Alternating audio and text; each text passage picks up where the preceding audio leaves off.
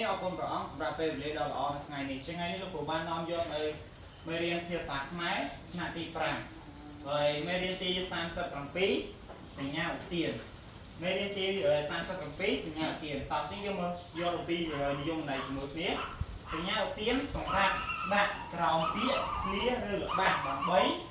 សម្គាល់ពាក្យឧទានដែលសម្ដែងអំពើការភ័យស្លន់ដំអូនការបន្ត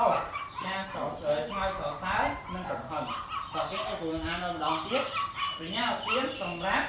ដាក់ក្រោមពាក្យឃ្លាឬល្បះដើម្បីសម្គាល់ពាក្យឧទានដែលសម្ដែងអំពើការភ័យស្លន់ដំអូនការបន្តការស្ងើចសរសើរនិងកំហឹងអញ្ចឹងនេះលោកគ្រូបាននាំយកនៅឧទាហរណ៍ចំនួន3មកផងដែរតោះអញ្ចឹងឧទាហរណ៍ទី1យីលំបាកណាស់តើឧទាហរណ៍ទី2យុយដំរីពុកណាស់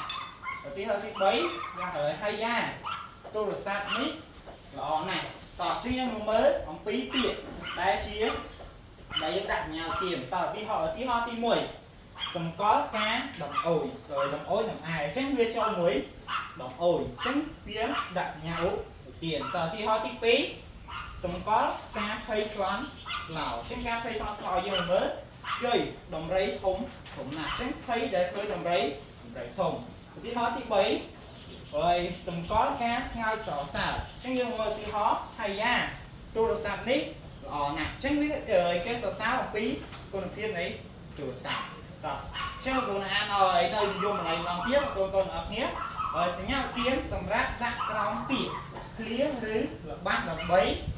សម្គាល់ពាក្យឧទានដែលសម្ដែងអំពើការភ័យស្លន់ដំអូនការបន្តការស្ងើចសរសើរនិងកំហឹងអញ្ចឹងមេរៀនរបស់គ្រូក៏បានដល់ទីបញ្ចប់អរគុណបងប្អូនទាំងអស់គ្នាសម្រាប់ការតាមដានសូមព្រះគុណពរ